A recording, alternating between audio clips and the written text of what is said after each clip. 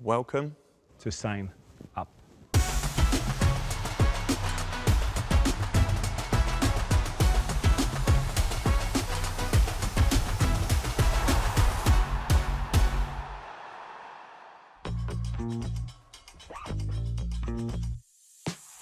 This month, Damaris and I have split up.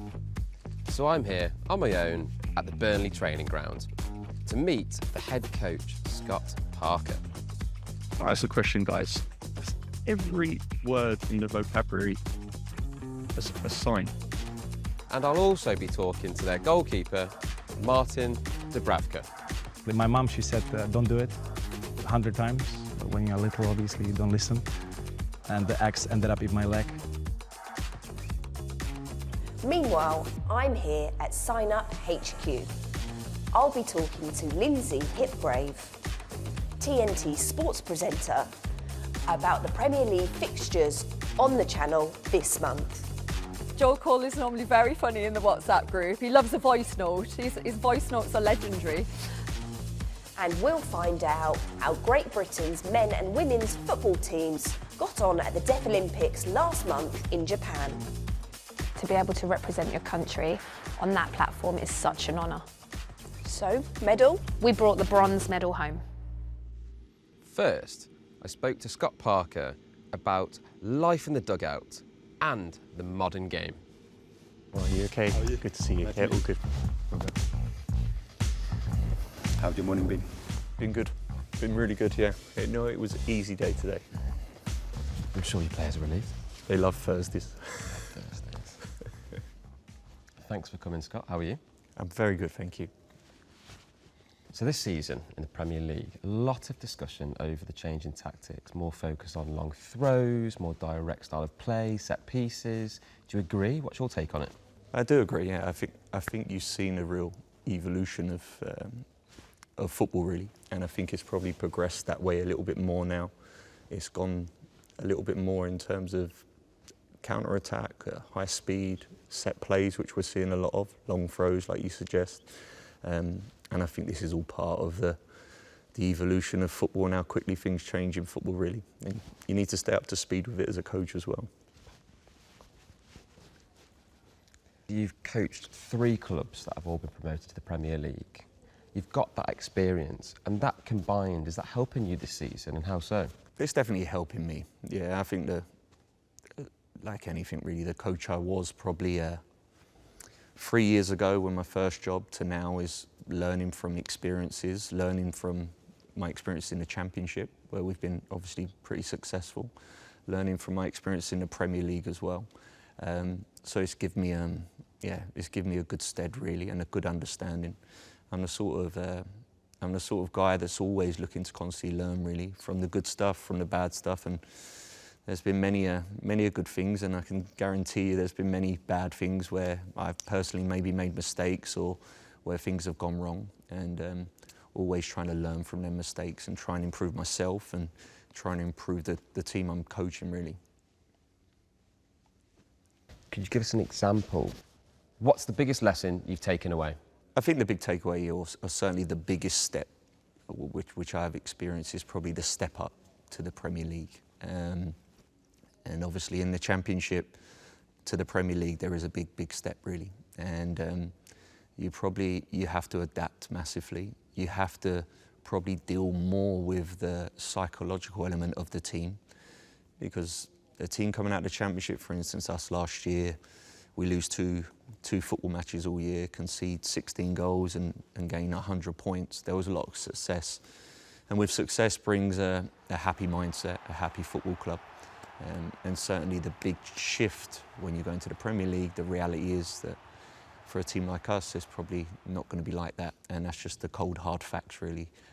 So dealing with the psychological of one of an individual as a player and not the whole organisation is something that has been certainly big for me. Trying to stay stable. It's perfect, because obviously the last 2 seasons, the 3 clubs that have been promoted have been relegated back to back. So we're hoping that won't happen for a 3rd time. You're saying obviously it's a big step up. So how do we make sure that those teams that do get promoted stay in the Premier League? Well, I think it probably goes back to your first question. in terms of having an understanding of what you need in the Premier League. And certainly as well, I think have an understanding of what you are as a club and what we need to be really. And like I said, them dynamics changed drastically from what we were last year. I think first and foremost, you need to be hugely competitive. You need to have a certain level of physicality in this division that gives you an opportunity to be competitive really. So yeah, I think they're really the main things. And look, like you said, it's been well documented. The teams that have come up over the last few years have gone down. Hopefully that can change this year, and we're going to give it a good old go to see if that's the case. So you said in 2021 you didn't like social media, but you needed to improve more engagement. Is that still the case now? Anything changed with your view on social media? This is where I need to be careful. No, it's not changed. It's not changed one bit. Personally, for me, it's not changed. I understand the world we live in. I have 4 sons myself, and I understand the power of it, and certainly I understand it's part of our world we live in now. But for me, it's not something I really engage in, or I don't engage in at all really. I often try and have my thoughts, keep my thoughts to myself. I don't need to get involved in a roller coaster of emotions, which maybe at times social media can bring. So certainly I try and stay off that as much as I can. You know, myself, I don't like social media either. But how about your players? You know, a lot of them will use it. Do you have some kind of autonomy over that? Obviously, like you say, that rollercoaster of emotions. Do you try to limit their usage? I think this is the biggest challenge. I mean, it's a great question, really, for a coach, and certainly for me, because going back to when you said I had no interest, or I don't agree with it, or I don't like it, or the facts are I have a young squad. Which are engaged in it, which are constantly around it. So I do need to have some insight, I do need to have an understanding. And again, I am conscious of that. I'm conscious of at times maybe engaging with players, talking about certain things, and probably just putting my spin on how I see social media to maybe try and educate a little bit. Things get taken out of massive context these days. And probably social media brings that to the forefront, really. So probably at times sound a bit like a dad when I'm speaking to some of them, to try and educate them a little bit, or try and give them an understanding of how I maybe see it and a different view on it. So I hope that works a little bit for them. Amazing. Well, thank you. I've really appreciated this chat. Thank you, Ralph. So nice to see you.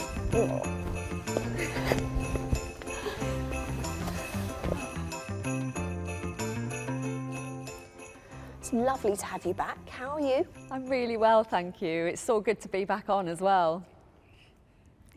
TNT Sports have got 2 Arsenal games this month. Are you quite surprised by Arsenal's form this season?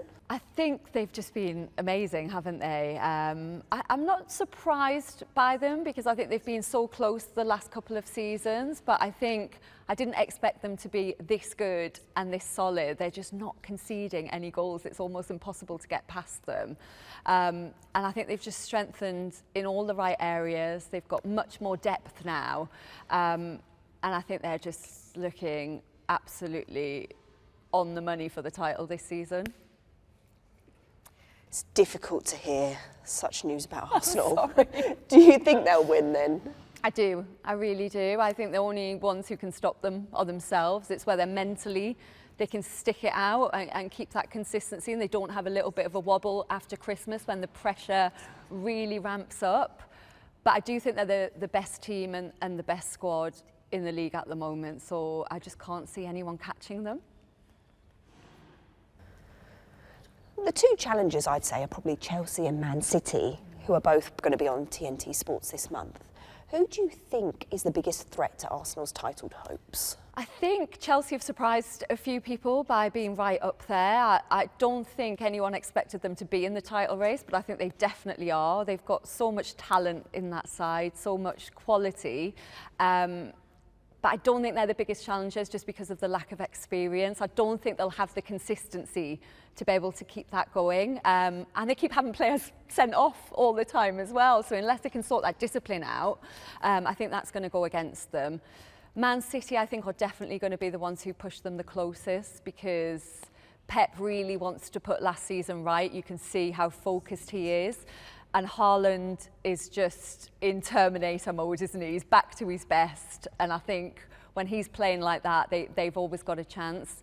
But at the back, I think they can still look a little bit vulnerable. They give up too many chances. So I think that might hold them back this season.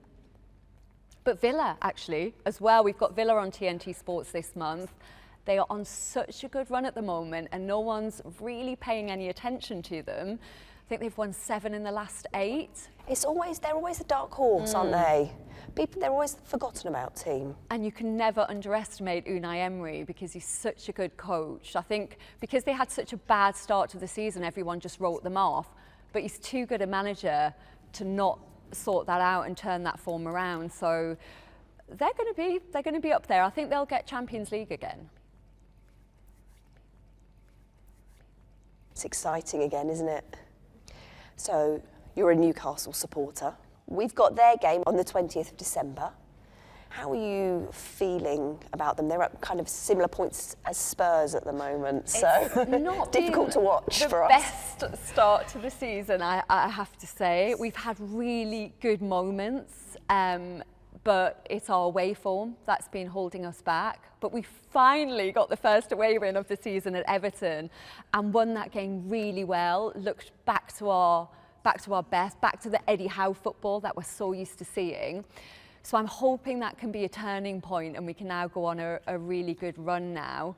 But the game on the 20th is against Chelsea, so that's going to be a really, really tough one. But I do back us at St James's Park. Our home form is always what's going to help us out with the supporters and that atmosphere. So I'm quietly confident that things are going to get a lot better now. Do you feel a little bit of joy in the fact that Isak is struggling? I'm not going to say that. I think I'm not going to say that. I think a lot of fans. It's a politician's answer, that one. It's a politician. I don't want to get in trouble. What I will say is that the way it's turned out for us, signing Nick Voltemade, has worked out very well, because we love him already. He's already becoming a cult hero. He seems a great guy. He wants to be there. We only want players at the club who want to play for Newcastle. So what Isak is doing is kind of irrelevant now. He's not our player anymore. I'm sure he'll work things out. But obviously I do think it has had an impact. The way he behaved in the summer has affected the start of his season, and unfortunately I think that's down to him. Thank you so much. We'll be talking more to Lynsey later. But after the break, Rolf will be talking to Burnley goalkeeper Dubravka, and also we'll be finding out about a deaf FA Cup winner.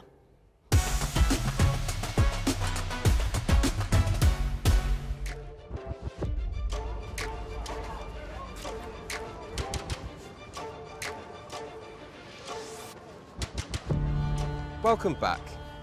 I'm here in the town of Todmorden, just 9 miles south of Burnley. Why? To tell the story of a remarkable FA Cup winner. Billy Nesbitt was born here back in 1891. At the age of 19, he joined Burnley Football Club and played right wing. He was quiet and very private. Few knew he'd been deaf all his life. He communicated by means of lip reading and gesture. And though he was small in stature, he was one of the quickest, trickiest wingers around. And in 1914, he helped Burnley lift the FA Cup. 7 years later, Burnley lifted the championship title, which included a 30-game unbeaten run. Only 3 players featured in all 30. One of those was Billy Nesbitt.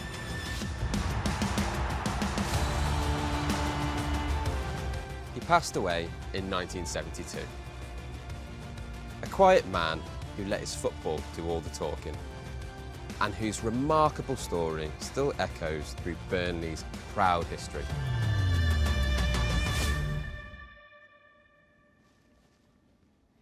We're back now at the Burnley training ground, sat down with Burnley goalkeeper Martin Dubravka. Thanks for coming, mate. How are you? I'm good, thank you. How are you? Yeah, really good, thank you. So you were drafted into Burnley in the summer. How's it been?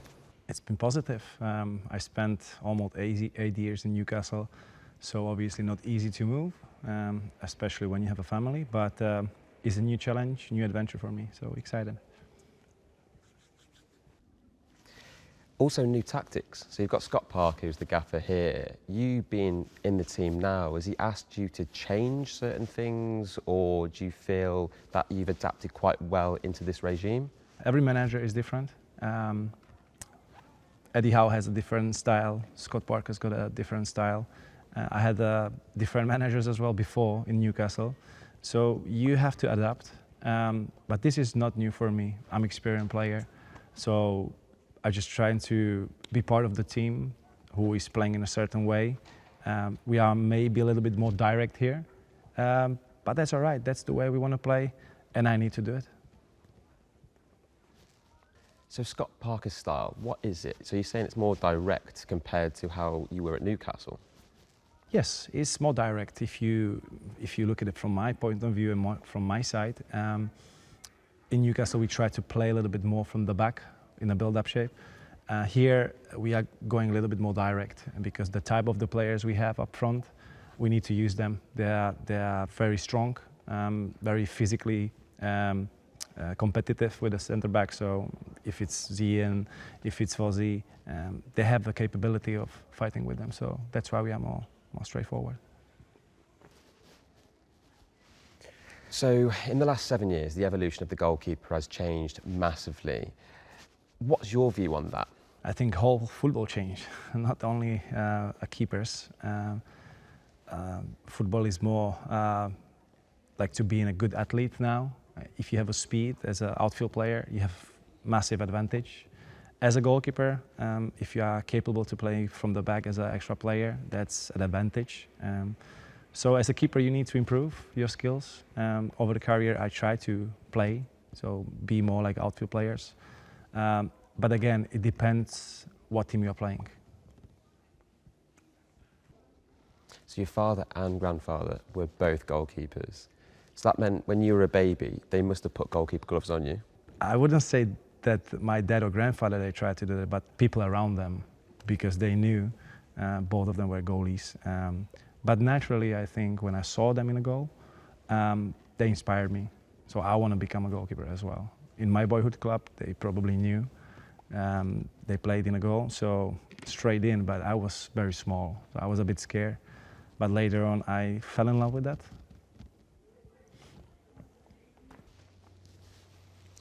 I did read before that you were quite good at ice hockey. Was there ever a time that you almost went down that route instead of football? I started as an ice hockey player, that's true, when I was 5 or 6, I would say, something like that. But then I have a freak accident, and all of a sudden I become like, okay, this is probably not the way. And my grandma, she knew coaches in my boyhood club when I was little. So she was like, would you like to try? And since that moment, I was obsessed with the ball and football. So that's how I ended up the hockey career. Can I ask what happened with this freak accident? Yeah, my mom's gonna kill me. Because we went for a walk in a trees and in a forest, and I tried to cut the wood with the axe. Unfortunately, my mom, she said, don't do it 100 times, but when you're little, obviously, you don't listen. And the axe ended up in my leg. So I was out for a couple of weeks, and I missed so many trainings. So basically, after that, the ice hockey was put it on the side, and it was a summer at that time actually as well. So I started to play football after. So growing up, who were your goalkeeping idols? Who inspired you to be a goalkeeper? So it was Peter Cech and Iker Casillas. I have a picture of them on my kids' room. and luckily I had a chance to meet them. I play against them. So that was incredible. I remember that moment, playing for my boyhood club in Champions League against Chelsea. Peter Cech was in a goal. I was shocked, I couldn't speak. He approached me to change the shirts. I didn't know what to say. And then after 10 years, he was in Arsenal at that time, number 1, and I played for Newcastle. And I asked him if he remembered, and he remembered that moment. So it was one of my best moments of my life, because you have a picture of your idol on your doors, and all of a sudden you have a chance to meet him. And with Iker Casillas, it was probably even more intense, because he was the role model for me. Well, thank you so much. Really appreciated you coming and having a chat. It was nice to meet you. Nice to meet you too. Thank you.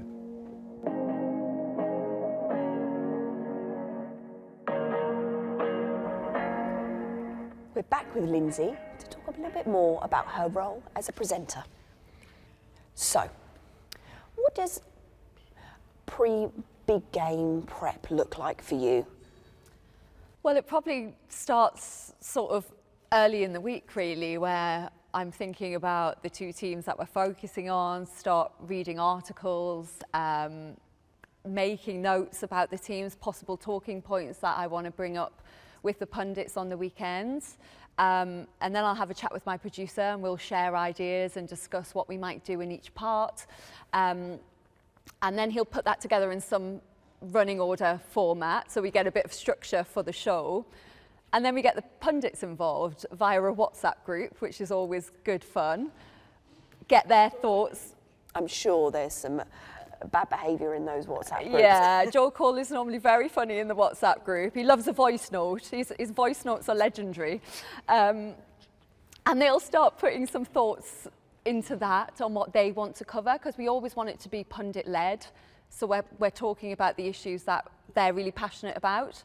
But it goes on all week, because you don't want to just be on top of your game. You want to be on top of all the general stories in the Premier League, because you just never know what the big story will be that weekend, what can change. So you want to be across everything, really. So it's a constant process for me. I always have a document on my laptop for every game that I'm covering, and I'm constantly just putting in little ideas or question ideas whenever I'll think of something through the week. What's a typical match day for you, from when you get up in the morning up until when the cameras start rolling? So for a 12:30 kickoff on a Saturday, I'll probably arrive at the ground just before 8 o'clock, straight into makeup. 8 o'clock? Yeah, so it's, that early? It's quite early, yeah. So you get in there. We have a Winnebago on site, which is basically just like a glorified caravan, where we all get ready.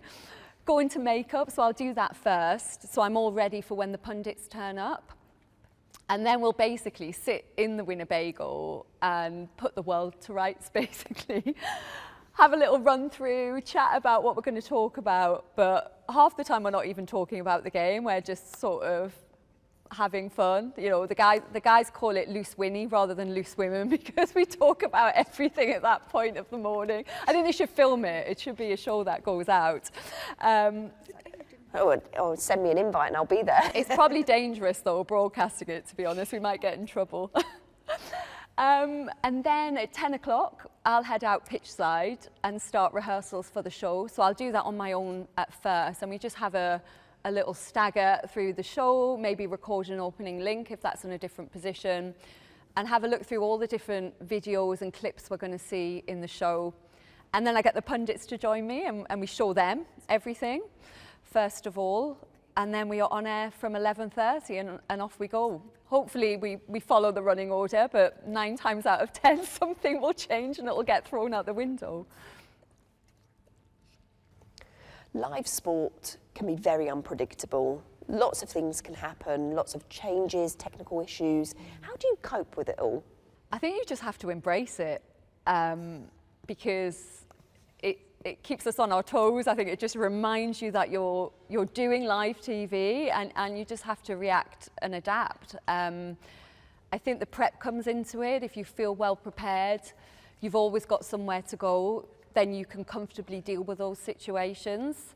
And I think just doing it for 20 years now, is experience just helps you navigate those situations, because you just get better at handling it, not panicking, staying calm, knowing that you're probably standing with legends of the game. So if you can't fill some time talking to them about their stories and their experiences, then you probably shouldn't be there. But I think it's the exciting part of the job as well, because you always know that anything could happen, and you've always got to have that in the back of your mind when you go on air. Prepare for the unexpected. Yeah, I had one game though last season where I had a mild panic, because I didn't actually have any pundits with me when we were about to go on air, because we were at Tottenham. I remember that story. I think Carabag. Was it Joe Cole? It was Crouchy and Glenn Hoddle, and we were at the Tottenham Carabag game, and I heard through my earpiece that the Carabag coach hadn't made it to the stadium. The traffic was horrendous. I think the trains were all messed up. It was utter gridlock in North London, and they said they didn't know when the Carabag team was going to get there, so there'd be a delay to kick off. It could be 40 minutes to an hour, they weren't sure. But Glenn and Peter were also stuck in that traffic. So not only did I think, well, I've got an extra 40 minutes to an hour that I'm going to talk as well as the 1 hour build-up, but I've got no one to talk to. So anybody want to come talk to me? I was literally like that. I was like, Ledley King, can we get Ledley King? He's over there. I think if you've got pundits with you, it doesn't matter. Any delay, you can deal with it. But just not having anyone there with me, I thought, literally, who's going to want to listen to me for an hour and 40 minutes talking? But they literally ran in with seconds to go, bright red in the face, made it to the desk, and off we went for this massive fill until kickoff. Just in time. Just in the nick of time. Ledley, off you go now. We don't need you anymore. We've got Glenn back. Oh, thank you. After the break, we'll be teaching Lynsey some Christmas signs. And we'll also be interviewing somebody from the GB women's squad who just won bronze in the Deaflympics.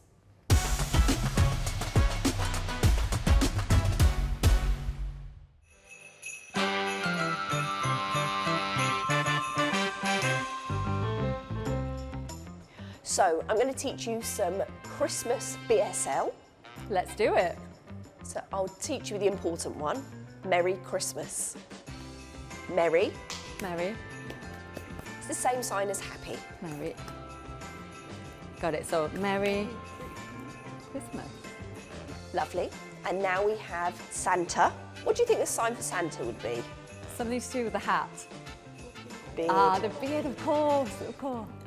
Love it. Yeah. Snow.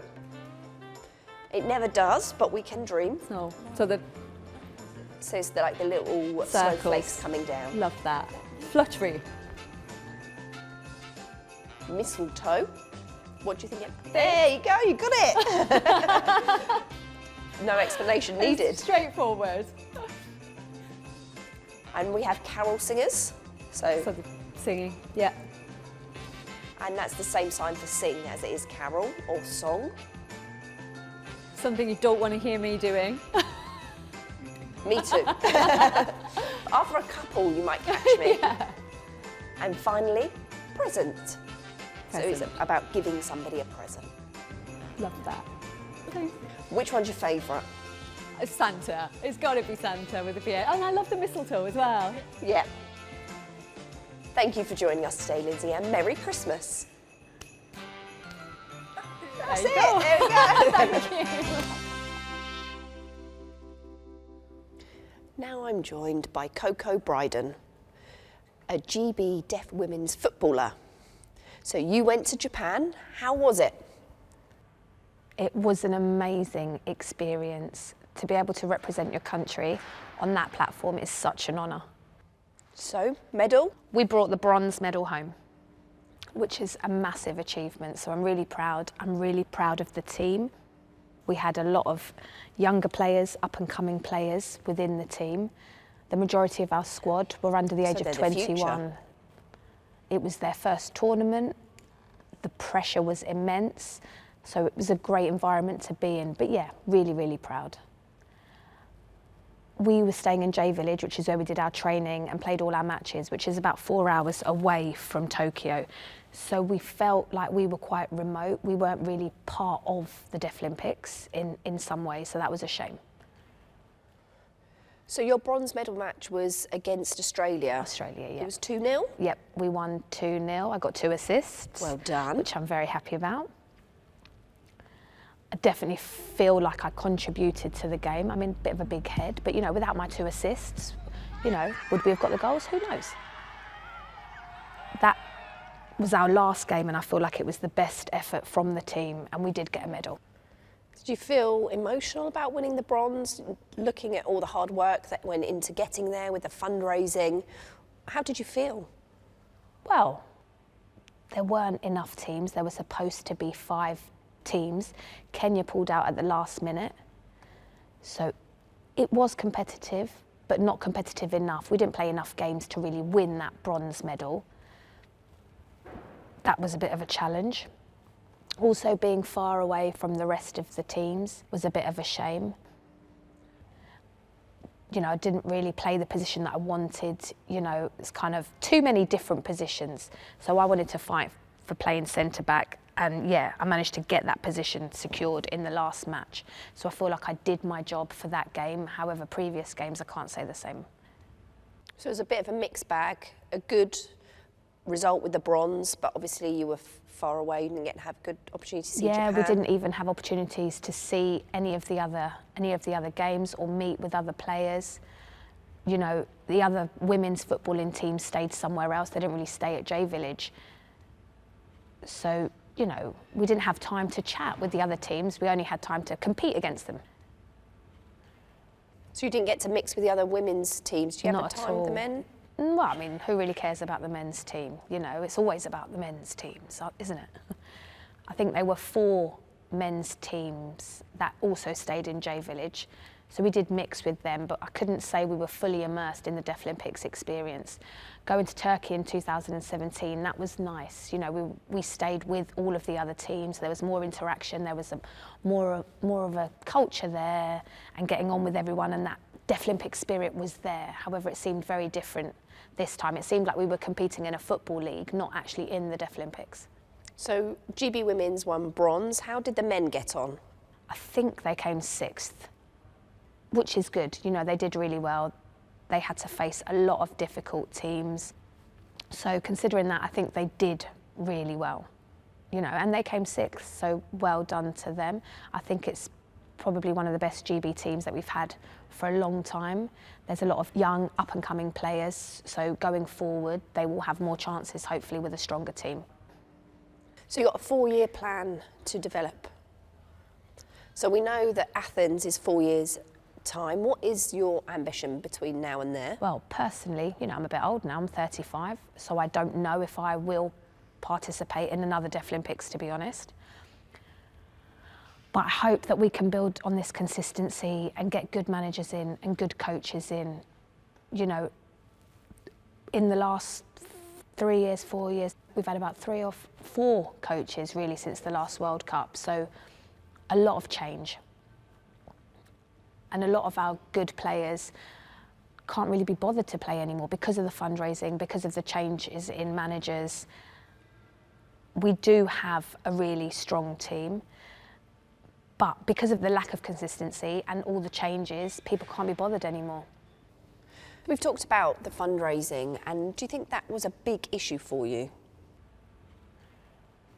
Yeah, I think that's been the biggest struggle for everybody within the team. For example, you know, training camps that we've had throughout the year, we've had to pay for that ourselves, you know, accommodation and transport, which is probably about £300 for each player to play. You know, we've got a lot of young players who probably can't afford that, so we've had to do a lot of fundraising. You know, and the board have come back and said if you don't meet your target, you can't go, which is a massive pressure on our shoulders. We just want to be focusing on training, but we've always got that at the back of our minds, whether we will be able to go, because we might not have raised enough money. So there was a lot of uncertainty, a lot of doubt on the players' minds building up to the Deaflympics, and that needs to change. That needs to be better. We need to have better support from the government, from other charities, other bodies that are there. We need that help. Do you think there wasn't enough recognition on all the hard work that you put into it? Oh, yeah, I mean, definitely not enough. You know, we've come back, obviously, it's done, but this interview is a nice way of keeping it alive. So it is better, but there is a lot more work that needs to be done. Thank you, Coco, and congratulations on your bronze medal. Thank you. And that goes for you and the rest of the team too. It's not just me, is it? And that's it for today. Thank you to Burnley for being such excellent hosts. We'll be back in January 2026 for our Wolves Special. So Merry Christmas and a Happy New Year. Bye-bye.